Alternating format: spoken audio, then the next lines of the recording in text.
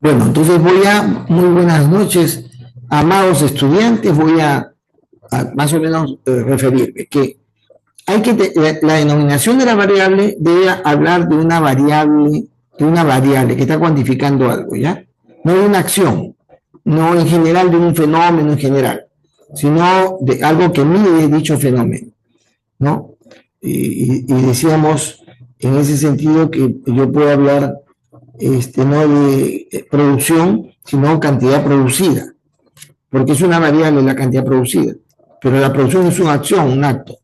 En segundo lugar, mencionaba que hay que ver cómo es que yo voy ordenando la causalidad, y la causalidad tiene que ser dado porque eh, comportamientos de algún acto, comportamientos de un acto, por ese movimiento que se mide con esa variable, ese movimiento que tiene esa acción, esa actividad, es que yo estoy generando un efecto causal a otro.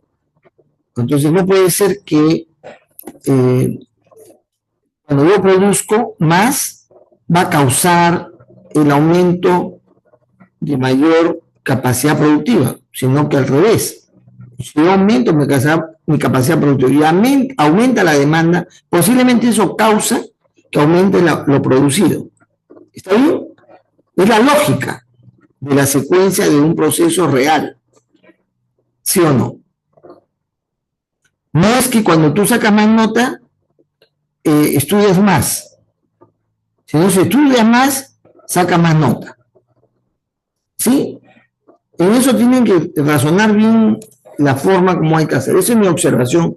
Aquí, perdón, otra cosa más. Yo he dicho que tienen que procurar que en el diagrama causal una variable esté influenciada por dos por lo menos. Puede ser por más, pero por dos. ¿Está bien? Evitando que haya variables exógenas, todo lo posible. Si no hay, es maravilloso, es bueno. Muy bien, ya con esas observaciones pasamos a la hora del Forrest. Ahora sí.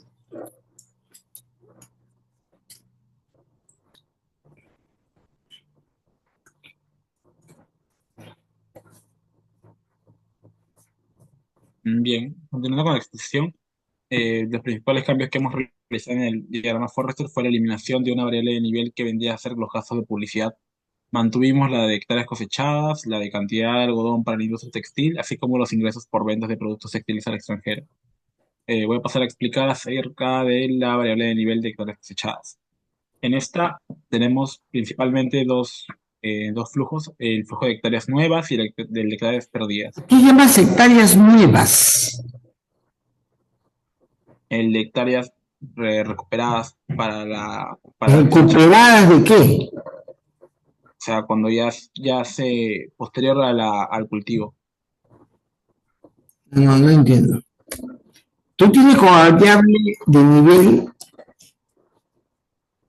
hectáreas cosechadas. Cosechadas. Entonces, yo tengo 100 hectáreas cosechadas. ¿Qué hace que sean 120? Que se cosechen más hectáreas. Que sean unas hectáreas nuevas. No, préstame atención con inteligencia. Otra vez, si yo estoy contabilizando cantidad de hectáreas cosechadas, ¿qué incrementa a la cantidad de hectáreas cosechadas? ¿Sí o no que es más hectáreas cosechadas? Lo incrementa. Sí, Entonces, lo que entra, si yo quiero medir una vez que son hectáreas cosechadas, lo que entra debe ser cantidad de hectáreas cosechadas por un periodo de tiempo. O si quiere, cantidad de hectáreas cosechadas nuevas. Entonces, ahora, esa variable media rara, porque la temporalidad, este, de hectáreas cosechadas, ¿cómo se da? Son hectáreas sembradas. ¿Qué cosa es una hectárea cosechada? ¿Qué cosa es una hectárea cosechada? Una hectárea disponible en la que ya se está apta para cosechar. Una hectárea que ha sido extraída, lo que ha producido, eso es lo que he cosechado. ¿Y eso cómo se reduce? ¿Con hectáreas perdidas o con hectáreas sembradas? O sea, yo cosecho en un periodo de tiempo y incremento las que están cosechadas, porque ustedes están poniendo cosechadas ahí. Pero estoy hablando de cosechadas, no sé si es lo más razonable que se pueda. Pero ¿cómo yo reduzco las hectáreas cosechadas? Cuando ya las hectáreas que fueron cosechadas están siendo sembradas, ¿sí? Ya, y sí me quedó claro la declaración. Ya. Entonces, o sea, siempre esta es la racionalidad. Yo lo que estoy ahí es acumulando un valor de algo que en la realidad se está presentando, pero que se incrementa. Eso que está ahí se incrementa, porque hay más de eso, hay más de eso. Y se reduce porque hay menos de eso, por alguna razón. Entonces así debe ser. Repito, ahí hay porcentajes que son exógenas que tienen que ser eliminados. Que tienen que ser eliminados. Se tiene que utilizar una tasa, un porcentaje que esté determinado por otras condiciones, para que esa variabilidad exista y no sea algo que esté predeterminado por un valor exógeno. ¿Está bien? Sí, profesor, quedó claro. Pero yo puedo sembrar más si aumenta mis herramientas y mi fuerza de trabajo para sembrar. ¿Sí? De eso depende. Yo puedo cosechar más porque tengo herramientas y personal para eso. Y eso depende de ciertos factores. Por ejemplo, los ingresos que tiene globalmente se tiene en el medio para que sea producido de la venta.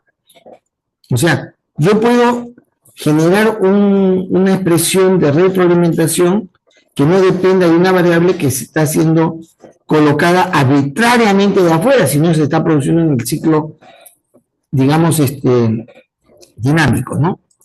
Ya, ahí está la observación en ese eslabón. El otro eslabón.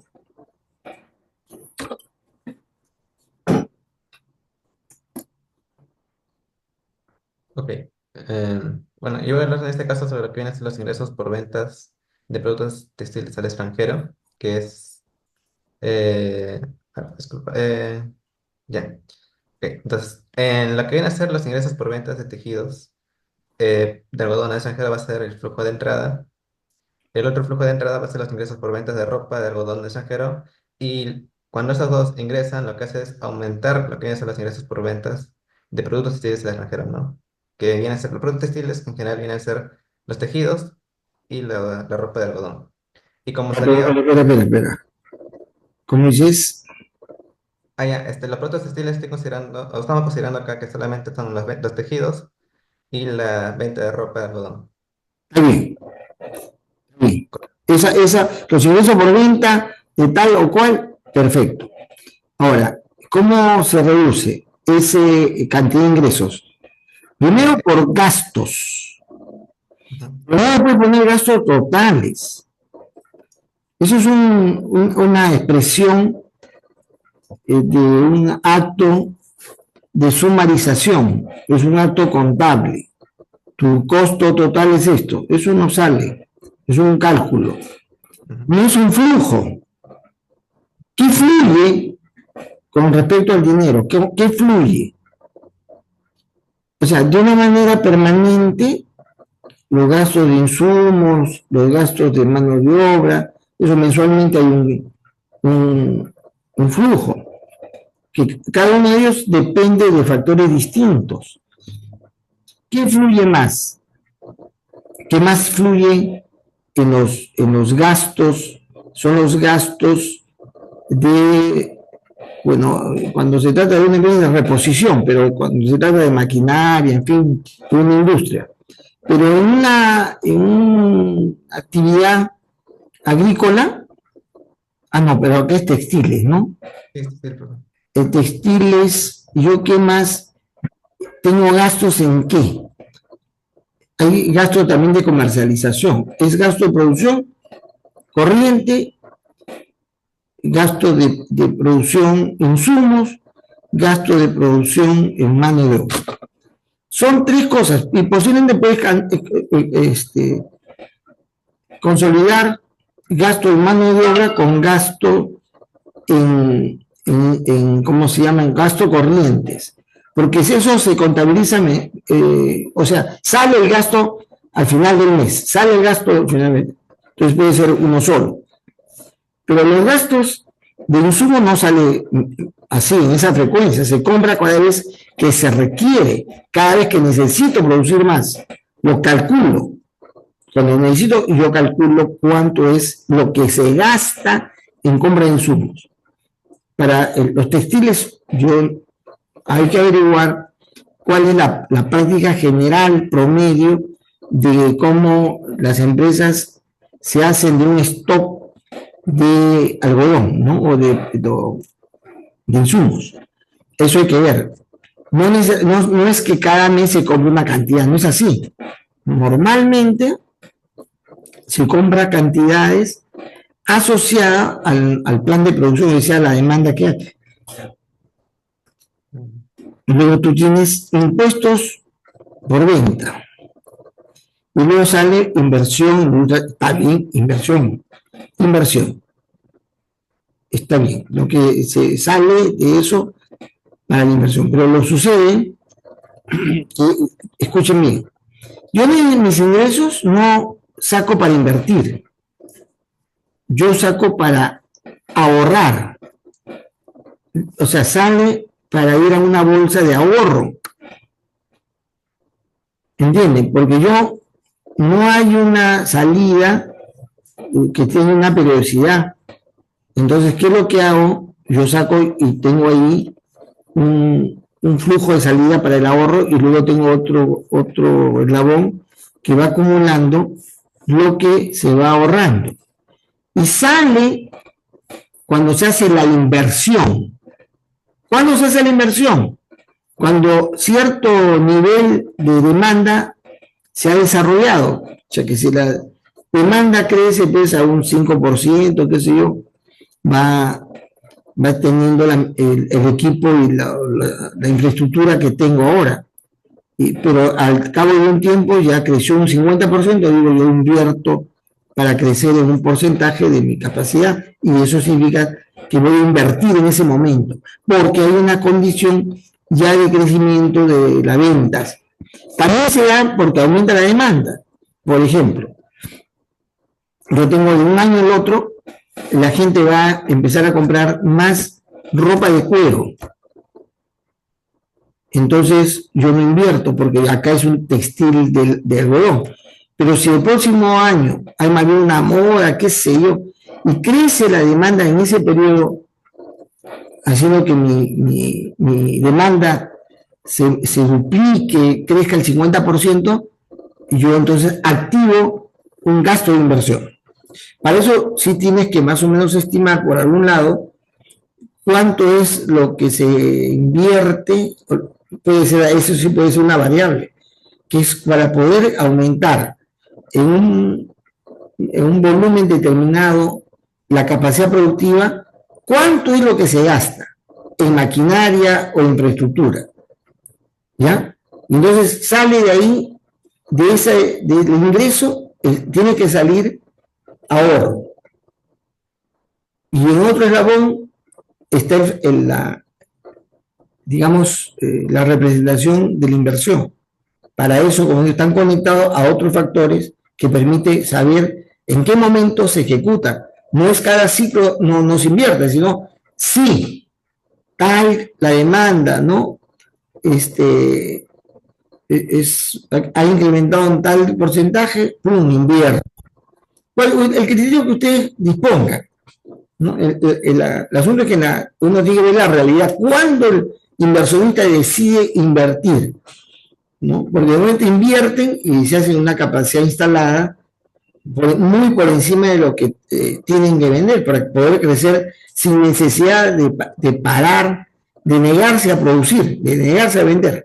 Normalmente el productor, especialmente textil, bueno, ahora el fenómeno de la marra es bien interesante, porque hay varios inversionistas en producción textil que constituyen un conglomerado. Y cuando alguien comercializa producto textil, necesita, lo que hace es ir hacia ellos y ocupar a esos, y todos ellos tienen capacidad instalada suficiente como para atender los requerimientos. Yo acabo de mandar a hacer, ¿cómo se llama? Polos camisados, bordados. Y he visto cómo hace el confeccionista. El confeccionista solamente lo que hace es coser. El confeccionista solamente coser, pero el corte, el bordado, todo eso lo terceriza, ¿no? Bueno, ya, entonces te decía, la inversión va a depender cómo expliquen usted el fenómeno del crecimiento productivo. Ya, esa es la observación que hay en ese eslabón.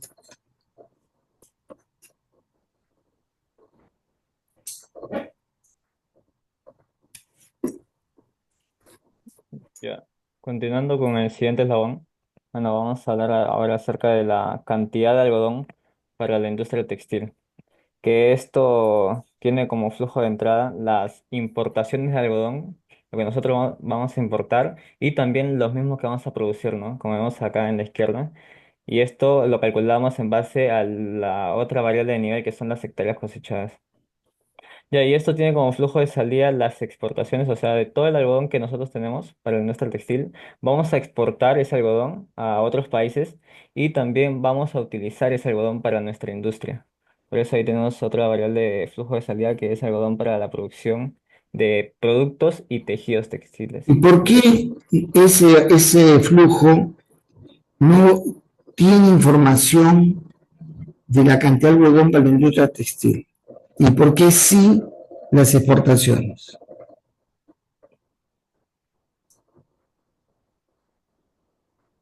Bueno, ¿a qué se refiere? Disculpe.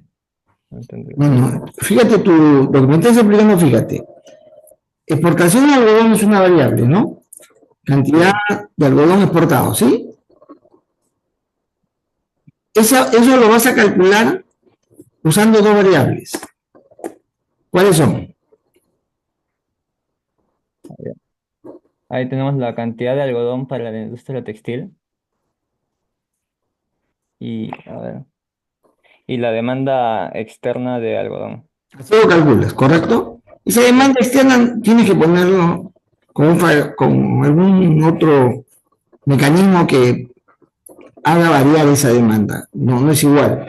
Depende de la promoción. El Prompex hace mucha promoción, temporadas, cambios de estacionalidad en otros países, especialmente en el norte, a la exportación, ¿eh? En fin, hay otros factores, no es que es una cosa fija o ¿cómo se dice? Una matriz de datos ahí, ¿no? No. Eso varía.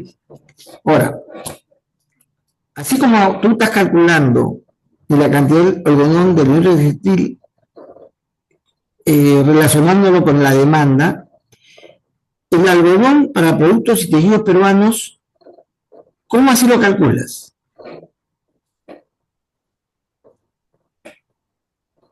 Con la demanda interna de algodón. O sea, es la demanda, pero ahora de la industria La textil. demanda es 1000 y yo tengo algodón para la industria textil 100, sale 1000.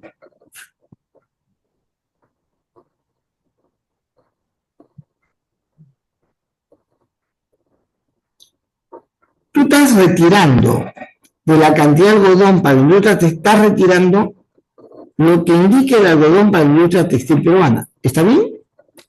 Estás retirando esa cantidad, ¿sí? Que la calculan de no sé dónde.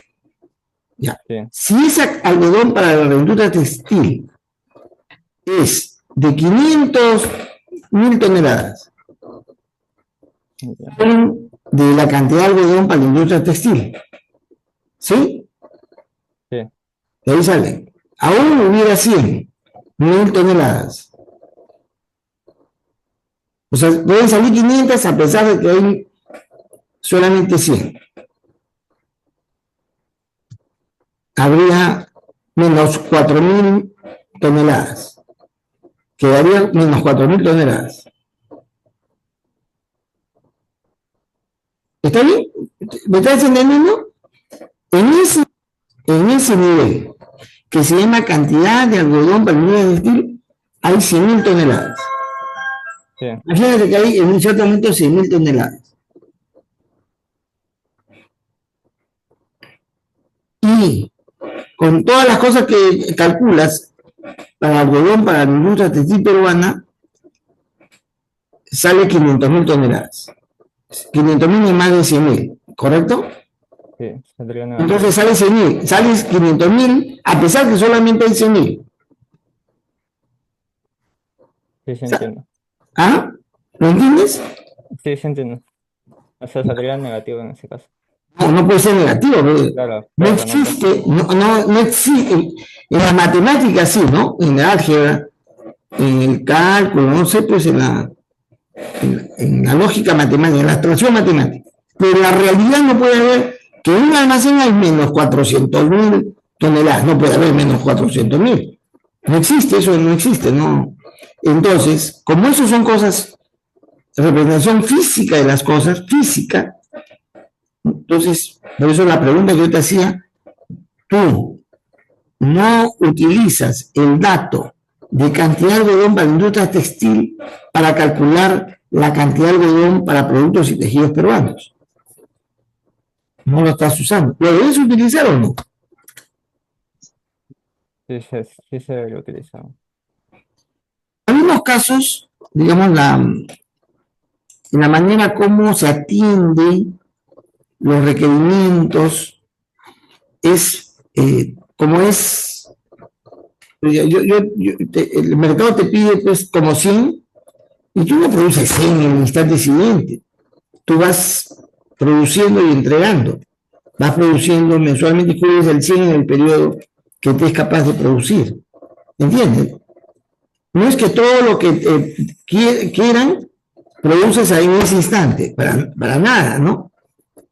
Entonces uno calcula, yo tengo tanto y si me piden tanto, yo voy a ir proveyendo de lo que tengo disponible un 10%, un 20%, un 50%, lo que quiera. Porque luego yo voy a también ver cómo es que va creciendo ese nivel. Porque dependiendo de cómo crece, yo me programo. Yo tengo un plan de producción o de entrega, digamos. Eso hay que meterlo en la lógica de lo que ustedes están haciendo ahí. ¿Está bien? No es tan simple, ¿eh? No es tan simple, hay que pensar bien cómo yo regulo. El flujo de entrada es el ritmo de crecimiento para que en ese nivel hay una cantidad apropiada, adecuada, y la demanda yo la puedo atender en ese ritmo de crecimiento hasta cubrir lo que me demanda. No te olvides que yo, en un mes te pueden demandar, alguien te pide, ¿no? Un mes, oye, necesito 100.000 toneladas, el otro mes 200.000 toneladas, el otro 50.000 toneladas. Ese nivel va a estar creciendo. Pero ¿cómo debe crecer? En función de cómo te está creciendo la demanda. Debe crecer y la producción debe crecer. Para eso tienes que hacer cálculos, a fin de que ese flujo de entrada esté regulada por el crecimiento de la demanda o de la producción que estás teniendo. ¿Ya?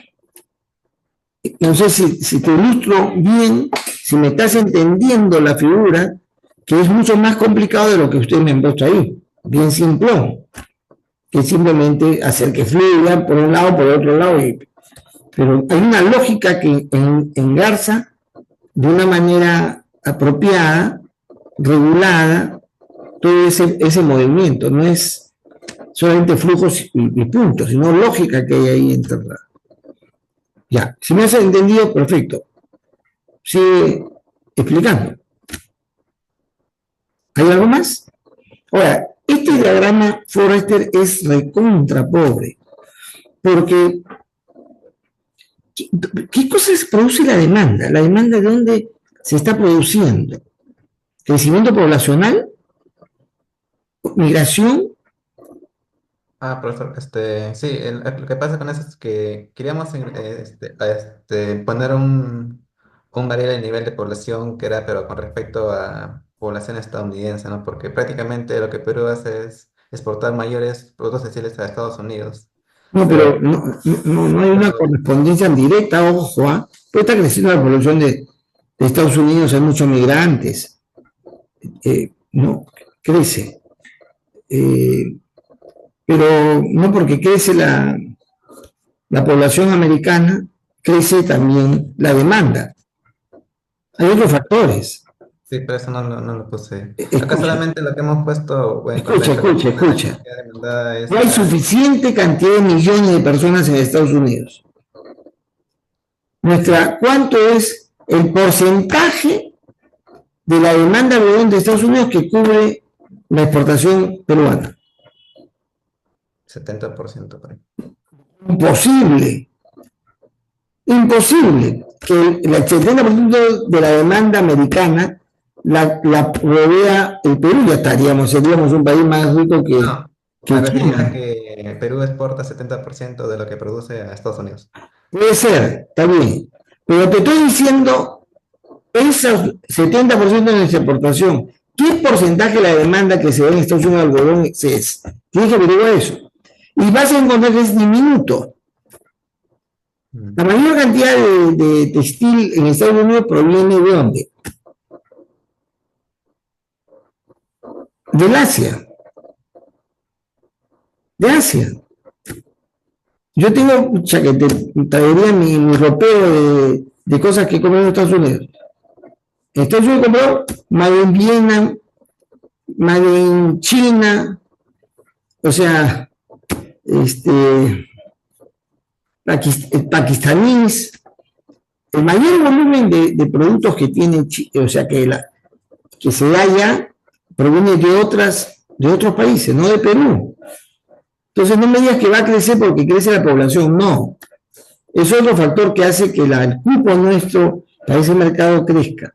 Eso tiene que representar, si es que se mete con la exportación, tienen que modelar el fenómeno económico y comercial de los países, ya has dado en el blanco, los que más demandan, no de todo el mundo, sino de los que más demandan. Si el 70% es suficiente con Estados Unidos, ¿no? Pero me da la impresión que estamos exportando más a otros países, ¿ah? O sea, no más que Estados Unidos, pero hay otros significativos. Tú sabes que ahorita el principal comprador de Perú en muchas materias es China, ya no es Estados Unidos. Bueno, me observé entonces que está todavía muy escaso este modelo, muy simple. Falta poner otros factores que van alrededor del fenómeno textil. Vamos a la corrida.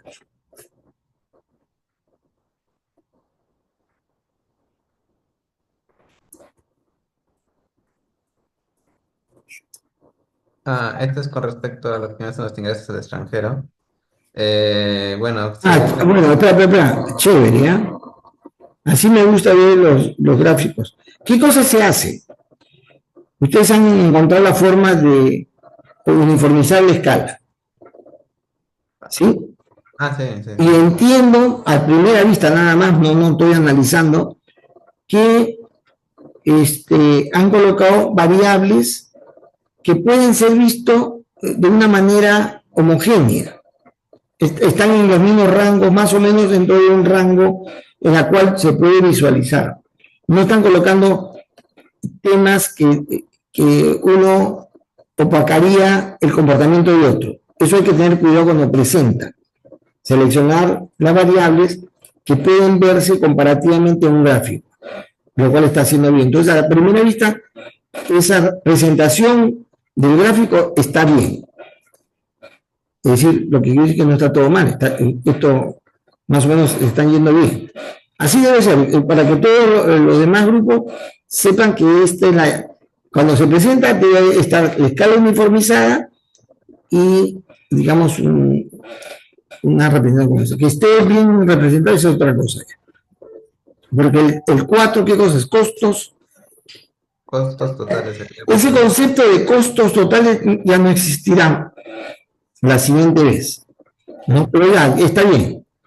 Y claro, si yo produzco más o produzco menos, los gastos que hago no son iguales, no se mantienen el tiempo, ¿no? Ujú. Aunque ahí, quién sabe que está variando, sino que no se ve.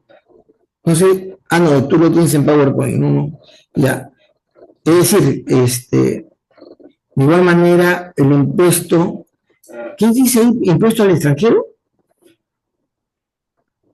¿Dónde? Ah, ya, no, están impuestos por ventas que se han realizado al extranjero. O sea, no está considerando la aranceles, sino simplemente es impuesto a la renta.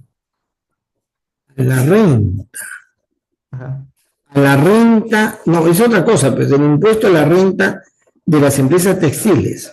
Ajá, ese es en realidad, sí. Ya, porque la exportación no renta, la importación no Pero tiene no hay ningún imposición, arancel.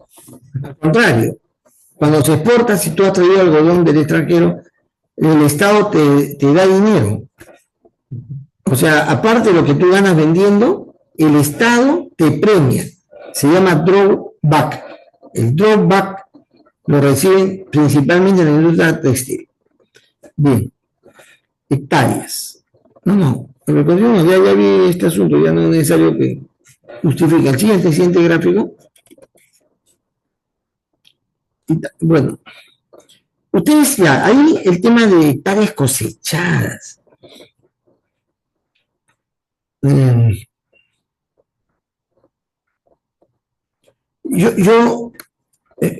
ustedes saben que la agricultura tiene una dinámica, al cual se le llama, en esa dinámica está referida a campañas,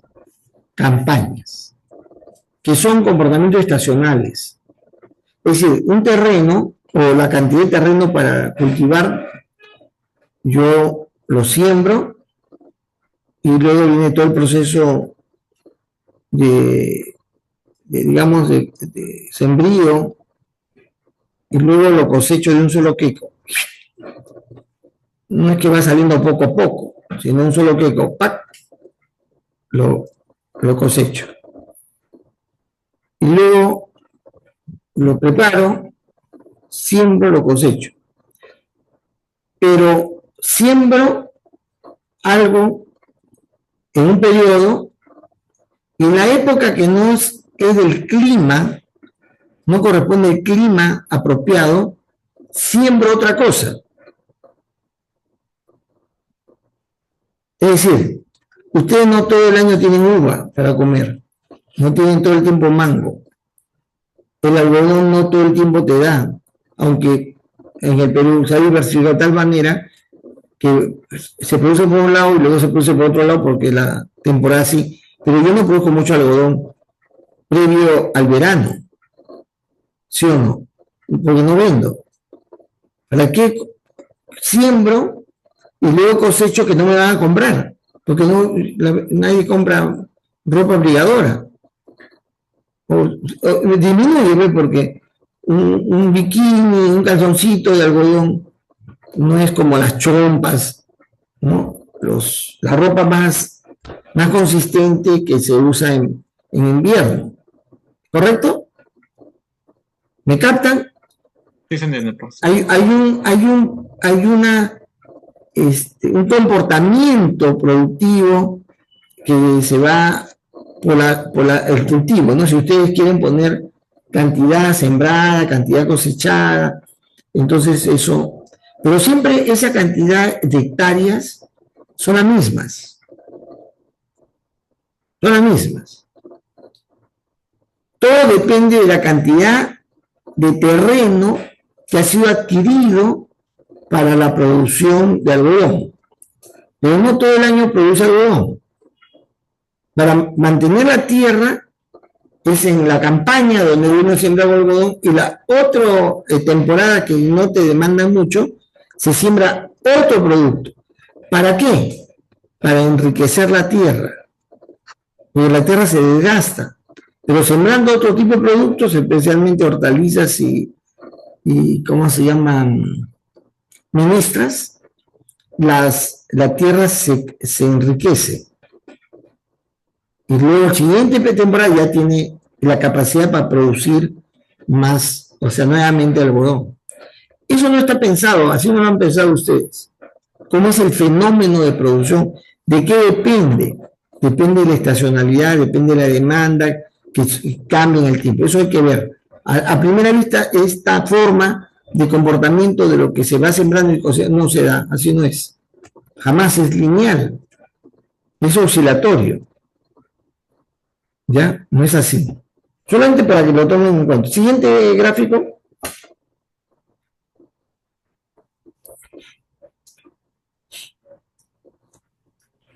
Igual, pues, ¿no?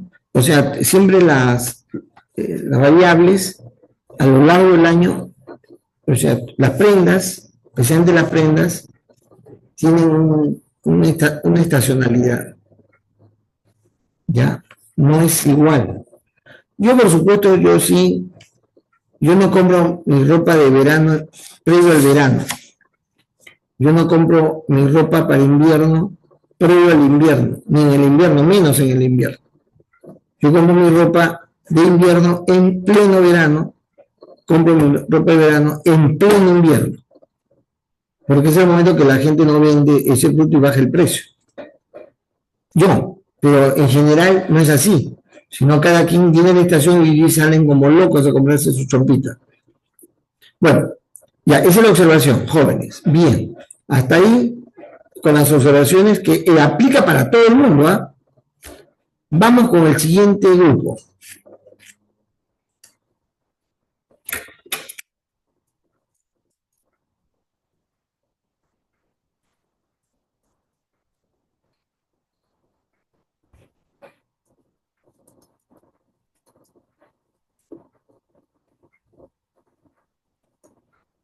Creo que es el 8, ¿no? El 8 es el siguiente. ¿Están? Sí, profesor. Creíamos que el grupo 7 se iba a presentar. No, lo que han presentado, espérense, yo les confirmo. Lo que han presentado es el grupo 6, 8, 4 y 6. Es el grupo 4, 6, es 3, perdón, los grupos que han mandado son 3, 4, 6 y 8.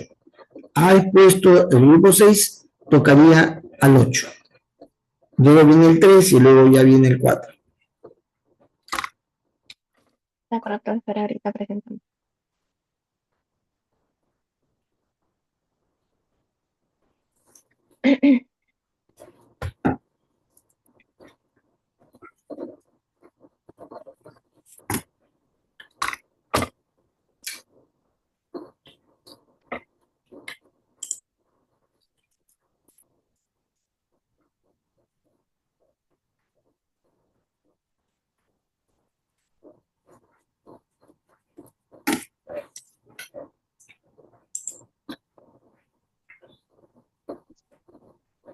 Buenas noches, profesor y compañeros. En esta ocasión, mi compañero Gonzalo Vantilla les vamos a presentar sobre el caso de expansión demográfica de Lima.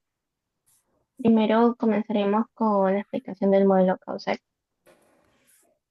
Bueno, en esta ocasión tenemos que la cantidad de migrantes que va a la capital es debido a que en las zonas rurales no se llega a satisfacer exactamente las necesidades en cuanto a la cantidad de centros de salud, a las escuelas que se tienen y a la No, cantidad de perdón, empleos. discúlpame, Ros, no entiendo.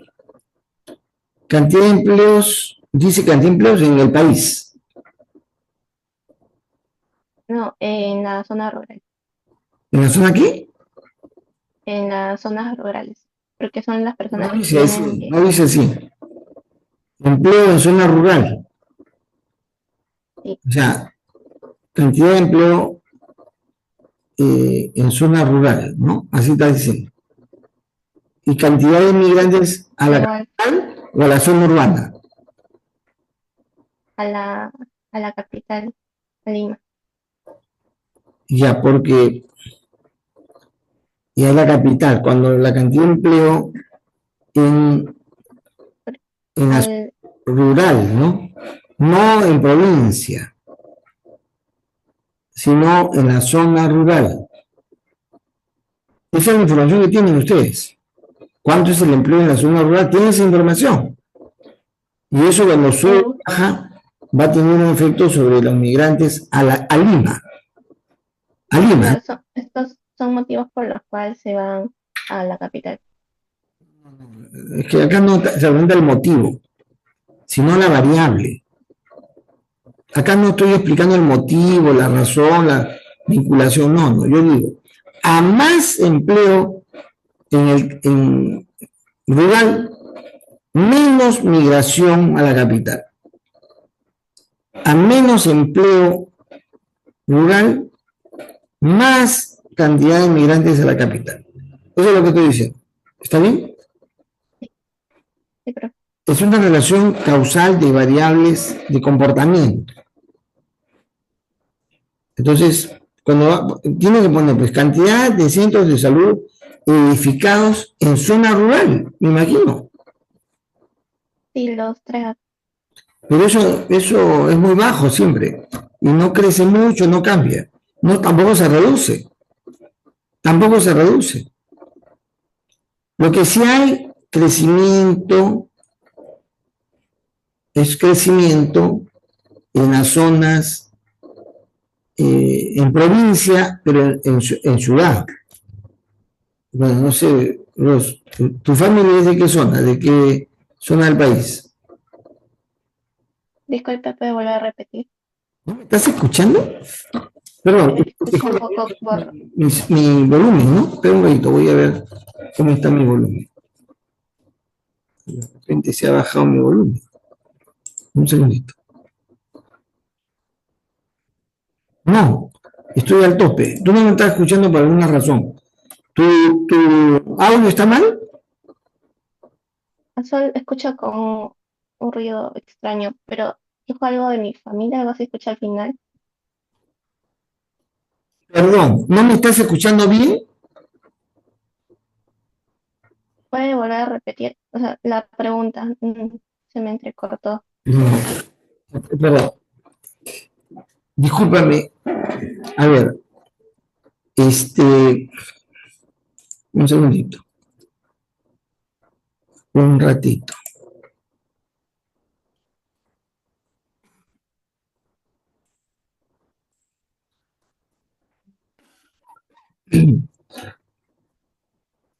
Yael, ¿me escuchas? Sí, profesor, parece. ¿Tú me estás escuchando, Ros? Profesor. No, yo te pongo a Yael. ¿Me escuchas, Yael? Sí, profesor. Fuerte y claro. Pero bajo, distorsionado o claro. Ah, claro, profesor. Ros, entonces, algo pasa con tu audio. ¿Me escuchas bien o no? Sí, ahora sí. Me tienes que escuchar bien porque si no te estoy hablando en vano. Repito, cuando hablas de una variable tienes que especificar qué cosa está midiendo exactamente. Y tienes que tener información de eso que me estás hablando. No es una especulación, no es una explicación del fenómeno. Acá no hay una explicación del fenómeno. Es una representación con variables que miden un fenómeno que genera un efecto a otras variables. Eso es el causal. Entonces, acá me estás hablando de que se mide la cantidad de empleos rurales y de eso afecta al crecimiento o al no crecimiento de los emigrantes a la capital. Luego, cantidad de centros de salud, zona rural, en el Perú, lo que sé es que no se construyen centros de salud en zonas rurales, sino en zonas urbanas. Yo te decía, quizás sea bueno que averigües cómo se da en las provincias hoy en día. Pero yo, por lo que he visto hace muy poco, los hospitales, la posta médica se ponen en zonas urbanas. Y la gente que está en el campo bien disperso, tiene que ir a la zona urbana. No es que esperan que le pongan un hospital en el campo, porque no sería, digamos, factible, ¿no? Porque como en el campo hay una gran distribución, digamos, una extensión amplia y muy disperso, no resulta, digamos, eficiente. Por eso se crea más centros de salud, se edifican, porque también hay servicios o postas médicas en zonas rurales, en algunos casos itinerantes. Pero de eso no estamos hablando de cantidad de centros de salud edificados. Entonces, yo creo que tienes que ver eso. O sea, no es rural. Además, como que se construyen en las zonas urbanas de las provincias. Claro. Por eso, esa definición tiene que estar clara. Luego,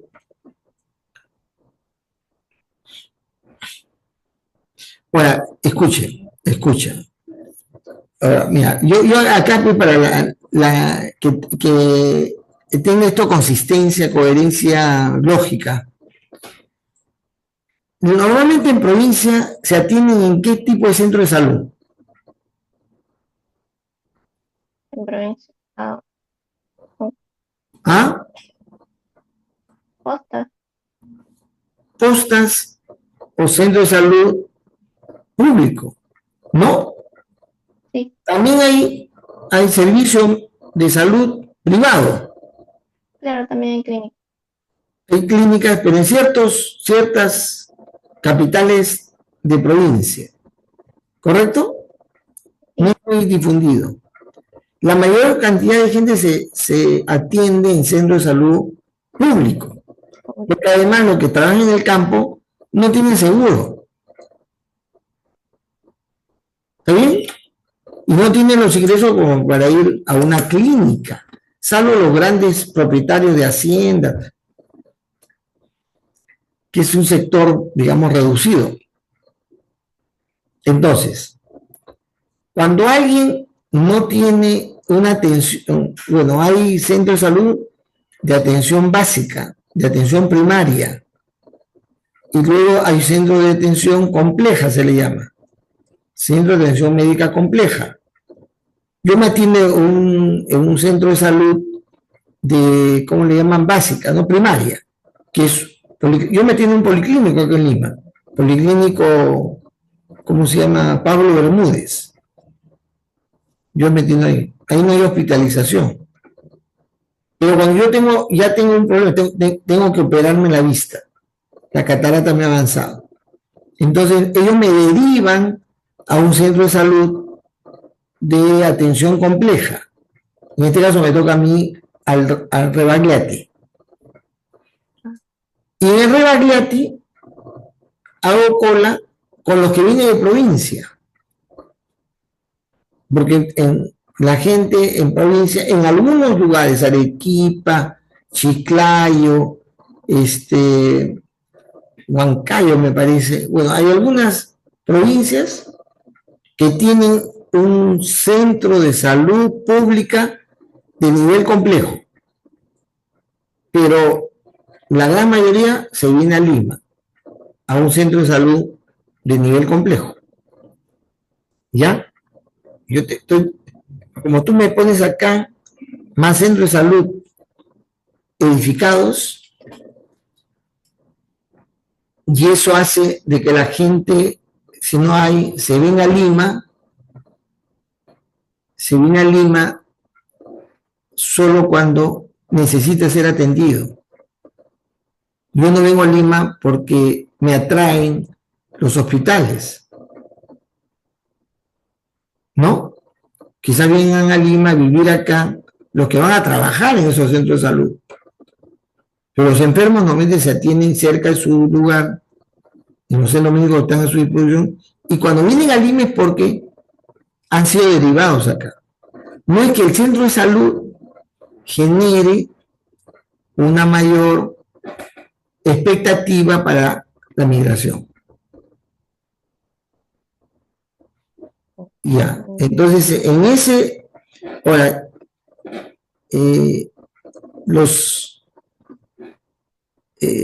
igual, ahí tienen que ver bien sobre el tema de las escuelas, colegios y escuelas, porque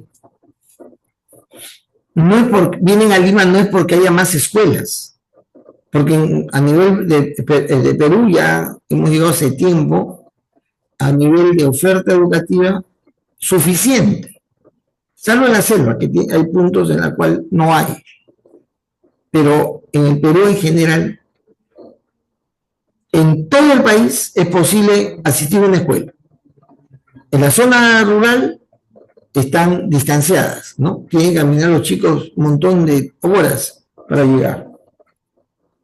Y no van a construir una escuela con cantidad de profesores para un caserío donde hay muy poca gente. No hay eso.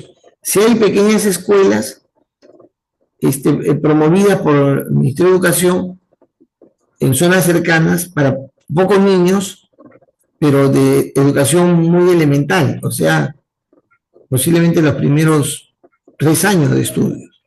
Pero luego no, tienen que trasladarse para seguir la enseñanza.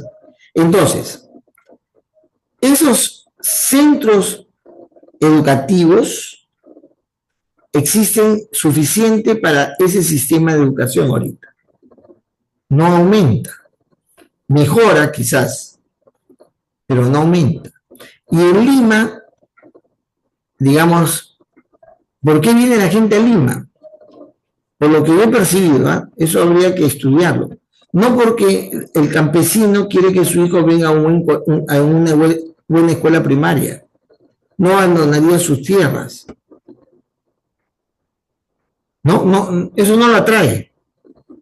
Pero sí el adolescente o el joven que quiere estudiar educación superior, sí se va a una capital de provincia, a una capital de departamento, porque ahí están las universidades.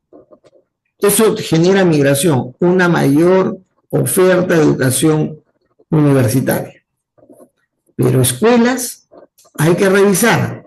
Tengo la impresión que no es así. Lo que sí también, no es que el empleo en el campo es la agricultura, ¿no? Mayormente la agricultura. Y ese es un empleo, digamos, sostenible. ¿Por qué la gente migra a Lima? Efectivamente, porque en Lima hay empleos mejor rentados. No es que no hay empleo en provincia, sino la gente dice, ya tenemos un ahorro, podemos ir a Lima a hacer un negocito, podemos ir a Lima. Mi vecina acá en Pueblo Libre, mi departamento de Pueblo Libre, es alguien que se vino de Ancash. ¿Por qué? Porque ya habían guardado mucho tiempo, hecho su ahorro, y acá vinieron a abrir una tiendecita en Pueblo Libre. Y se han comprado una casa del año del virreinato, que se cae, pero se han trasladado a Lima por tener mayor oportunidad de trabajo acá. No porque allá no haya trabajo. No sé si me dejo entender. No es porque allá pierden el empleo. No. Sino porque acá hay trabajo en temas que son más atractivos para los ingresos. Además, porque en cierto momento la familia ha ido migrando porque han venido a estudiar a la universidad. Caso de mi esposa. Mi esposa es de Cusco, ella fue la primera que vino, y sus hermanos fueron ingresando a la universidad, y ya la familia hizo un traslado a Lima para estar todos juntos aquí. Bueno, ellos eran 10, pero ese es no les atrae la educación primaria, sino, y saben además que en educación primaria, secundaria, en todo el país es lo mismo, la misma cuestión. Muy bien, estoy dándote un razonamiento para que profundice en el tema, porque el diagrama causal está bien simple y es más explicativo que en la que yo pueda ver que hay variables que puedan ser medidos y representar lo que sucede realmente en este fenómeno llamado migratorio, ¿no? Bien. Ahora, ¿la población de Lima crece solamente por migrantes? Bueno, también por los nacimientos en la ciudad. ¿La población de Lima no le afecta también la emigración de Lima? Claro, también. Porque ella ha dicho que solamente son los que vienen de provincia por alguna razón, que es lo que genera un crecimiento o reducción de la población. Pero cuando no vienen, no es que crece, no es que crece, o decrece, no decrece, se mantiene, ¿sí o no? Ahora, ¿hay emigración de Lima a provincia? También lo hay, ¿eh? Hay una buena cantidad de profesionales que yo conozco, egresados de la universidad, que están trabajando en provincia. Que están, no, eso tiene que ver con cuidado. ¿Qué hace que la población de Lima genere, o sea, qué otros factores generan un cambio en la población? No solamente es los migrantes del campo a la ciudad, sino también al revés, los emigrantes de Lima al extranjero, de Lima al campo. Y hay que completar. Bueno, continuando. ¿Cómo así la población de Lima genera un efecto de extensión de carreteras? ¿Más crecen las carreteras? Cuando va aumentando la población de Lima, se necesita una mayor capacidad para acceder a a las zonas periféricas de la ciudad. Entonces se debe haber una extensión de las carreteras, dado también con la inversión. Quizás el mayor crecimiento de las zonas urbanas en la ciudad, hay más construcción de carreteras o de pistas y carreteras, ¿no? No porque crece la población, sino porque crecen las zonas urbanas. Crece la población. En la casa, acaban de darle el título de propiedad en Pucusana, en una zona que ha sido urbanizada. Le acaban de dar su título. Y entonces, una vez urbanizado o invadido, es que la población se asiente ahí. ¿Correcto? Es decir, lo que crece, primero, no es que crece la población, sino crece la población migrante. Los emigrantes están generando un efecto de crecimiento en la oferta de viviendas y en el crecimiento de las zonas urbanizadas. ¿Ya? Eso hay que ver, eso es lo que crece. Ahora, en consecuencia de la mayor crecimiento de la urbanización, en la zona urbanizada, crece también la construcción de pistas y servicios públicos.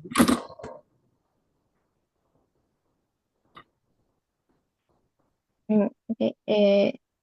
También cuando aumentan los migrantes en la capital, también aumenta la superficie de asentamientos informales, porque son justo las áreas de donde se asientan para vivir.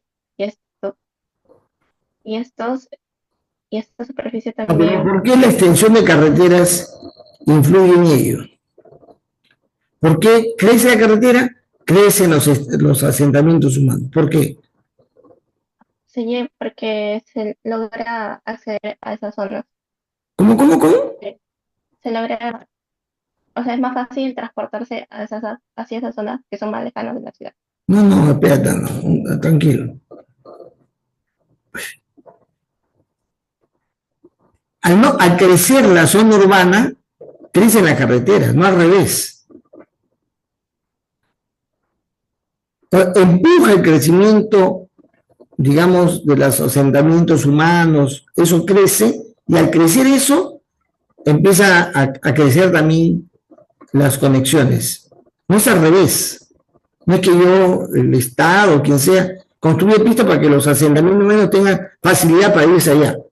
No es así, eso no existe, no es lógico. O sea, todo, ¿no? Cuando yo iba hace muchísimos años, era muchacho, había María del Triunfo.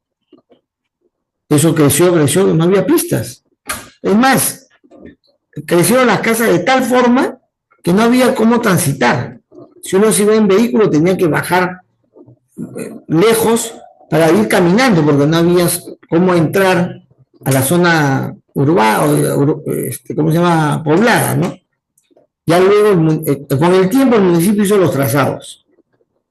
Hizo trazado, incluso tuvo que desalojar, derrumbar construcciones que se han hecho donde ese trazado debería pasar una pista.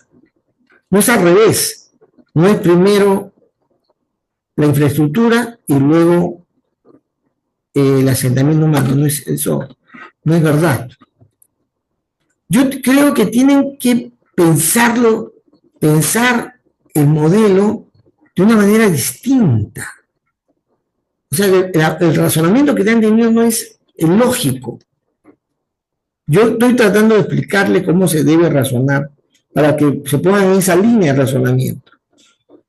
Más superficie de asentamientos informales, más viviendas sin acceso a agua potable. Bueno, puede ser, ¿no? Es decir, más vivienda sin acceso a agua potable, menos cantidad de delitos. ¿Por qué? Cuando se tiene, Menos agua, delinquen. o sea, dados que no cuentan con los servicios básicos, tratan de solventarse, ¿no? Ya que también no viven, no. Esa es otra cosa. O sea, disculpa, la gente, las zonas delincuenciales sí efectivamente son zonas marginales, digamos, ¿no? Pero no las zonas marginales producen delito.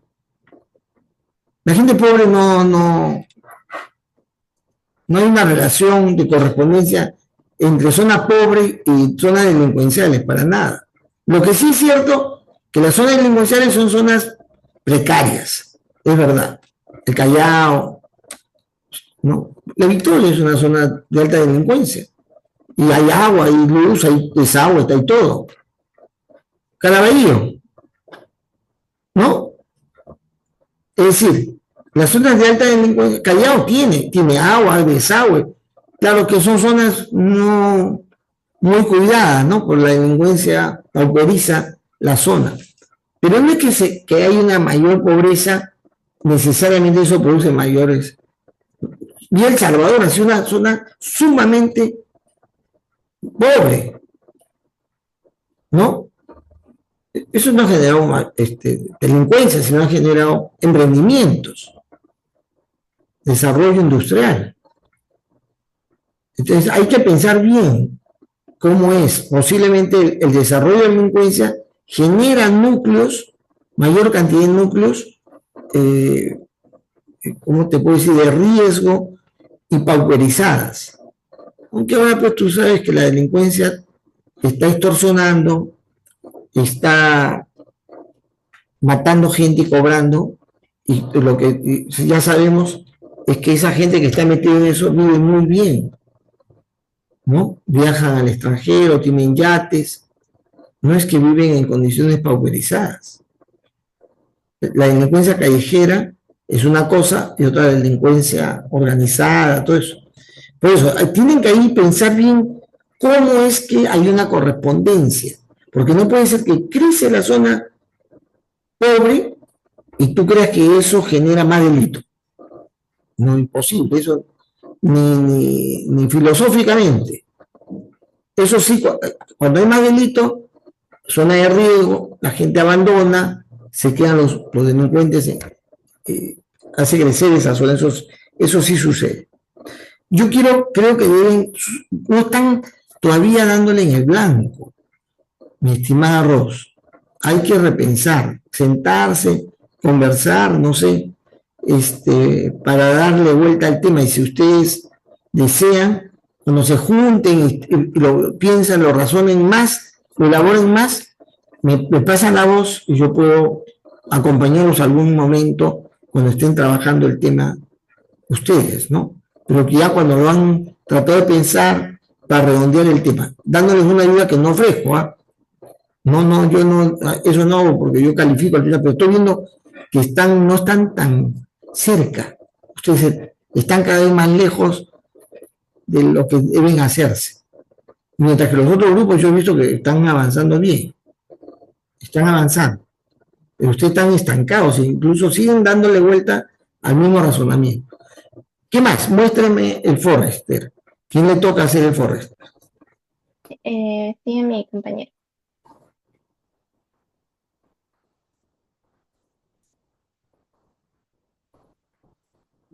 Bueno, aquí se encuentra el Forrester.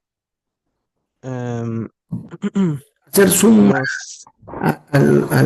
Vamos. Cierto. a la población. Dice terreno ocupado. Esto.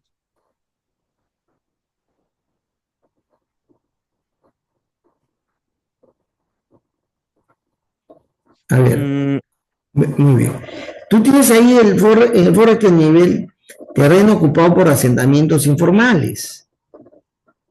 Cantidad de terrenos con asentamientos informales. Cantidad de terrenos, no hectáreas de terreno. Kilómetros cuadrados. Kilómetros cuadrados. Kilómetros cuadrados.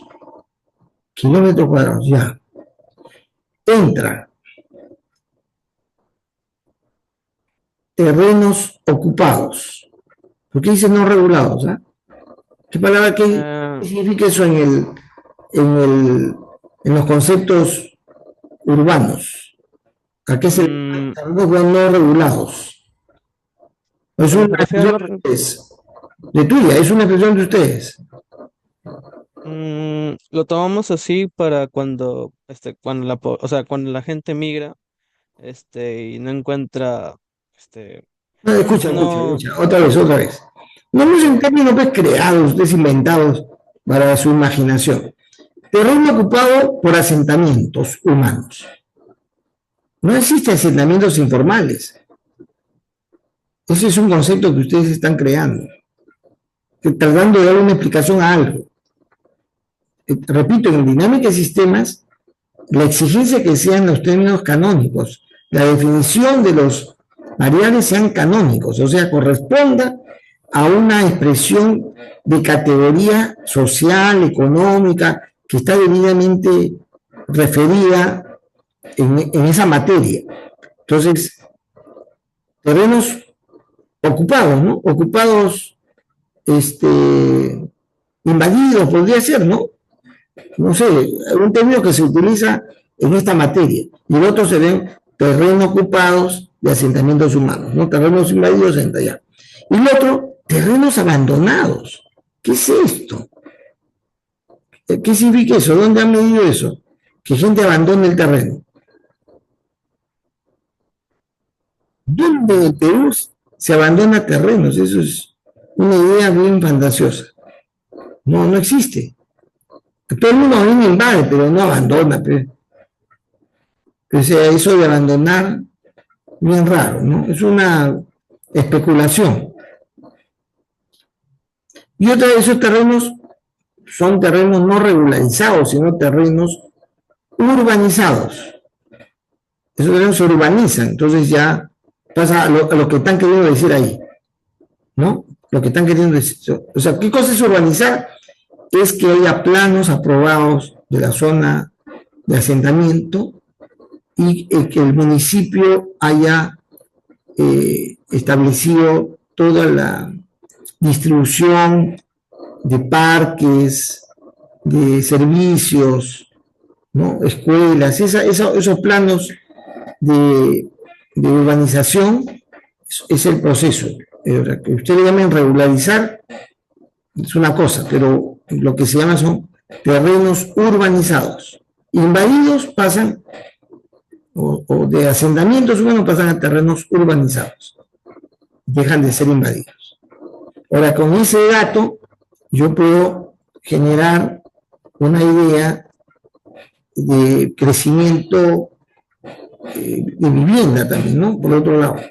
Ya. Entonces, terrenos abandonados también igual, abandonados, no sé de dónde han sacado esa idea.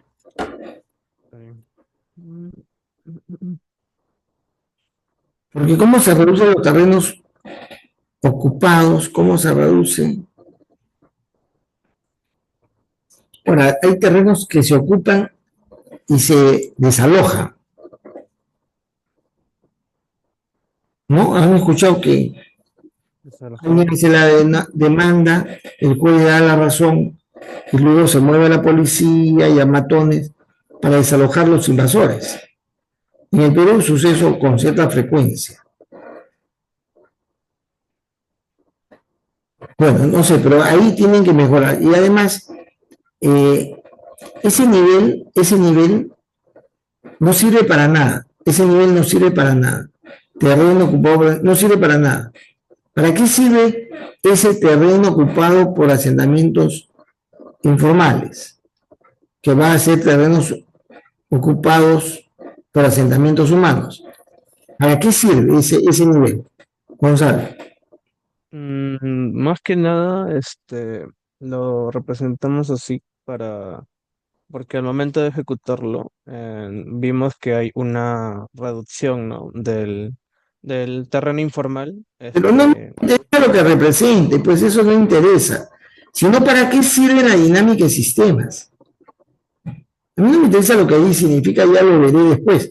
Sino que ese es un factor, una variable que forma parte de un sistema dinámico, ¿sí o no? ¿Es parte del sistema dinámico? No. No lo es. No lo es. Porque no da información a nada en el sistema. ¿Entiendes? Si esa variable no sirve para proveer información a otro componente del sistema, no sirve para el sistema, no sirve. En la dinámica de sistema yo no pongo esos factores, esas representaciones, solo para graficar, para mirar. No. Ese nivel tiene que servir para retroalimentar el fenómeno. Bien, no avanzo más, porque en el caso ustedes tienen que avanzar más. Yo no sé si me prestan atención cuando yo a otros le hago las observaciones o observan cómo sus compañeros han hecho el trabajo. Es muy importante que es así.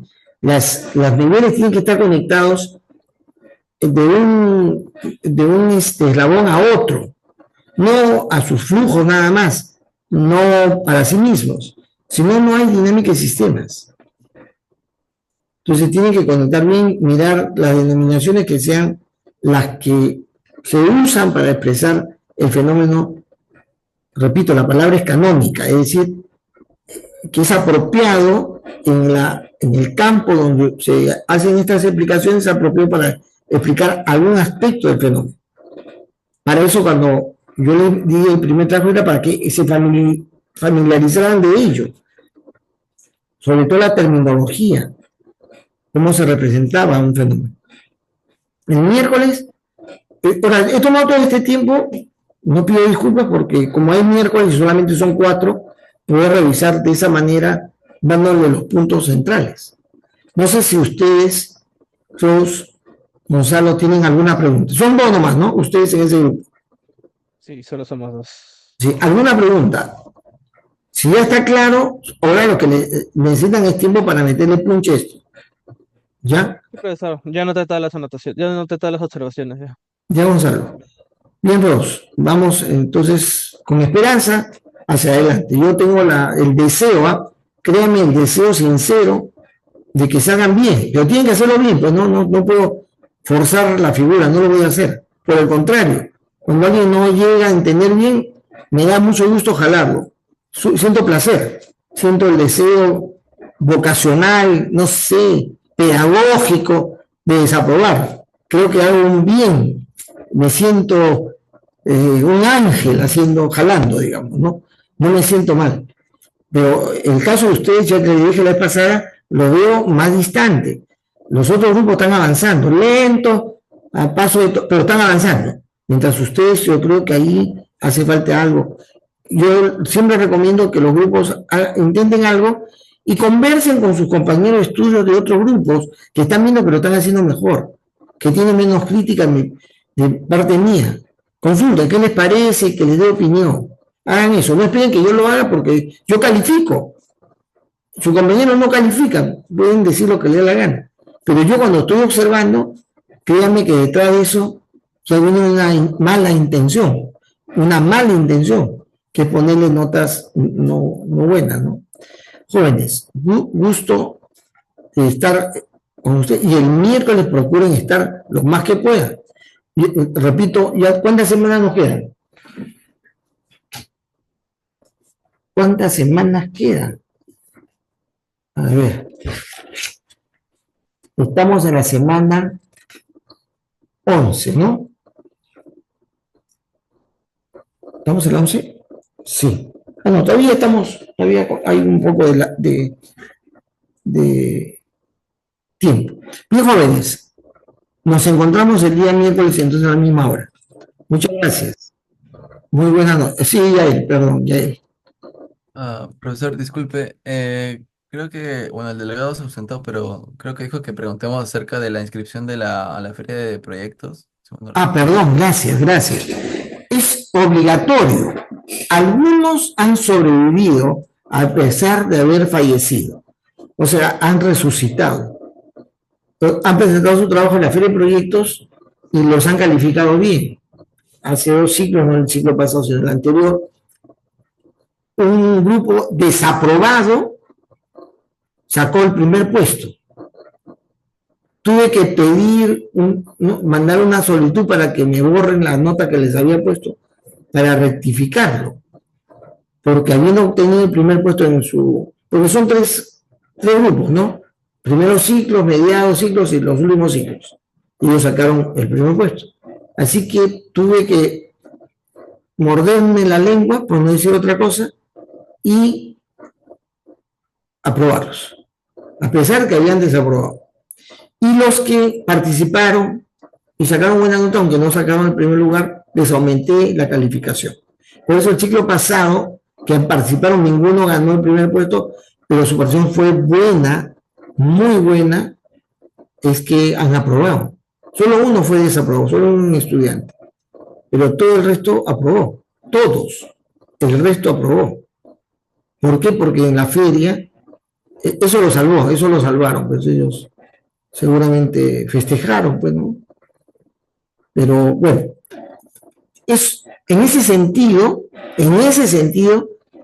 es necesario y casi obligatorio ir a la feria. Porque no todos llegan bien. Si alguno estuviera muy bien elaborado esta altura, dice, ya me llega a la feria, va a ir a la feria al cacho. ¿No? Pero no. Ahora es importante que participen con su propio trabajo. Tienen que presentar lo mismo. Como los jueces que califican no están en este curso, no tienen la menor idea de cuáles son los criterios que yo aplico. Entonces ellos aplican su propio criterio y los estudiantes aprovechan que no están al tanto y los palabrean, en fin, le dan toda y por eso les califican bien. O sea, yo jamás pongo esa notaza que ponen en la feria, pero ya pues le da oportunidad a usted que pueda con eso ayudar a que su calificación sea mayor. Participe en la feria. Yo repito, en ese sentido es, digamos, casi obligatorio estar en la feria. Presente lo que tenga, no se haga problema. Lo que fuere, todos. Bien, jóvenes, entonces nos encontramos el día miércoles.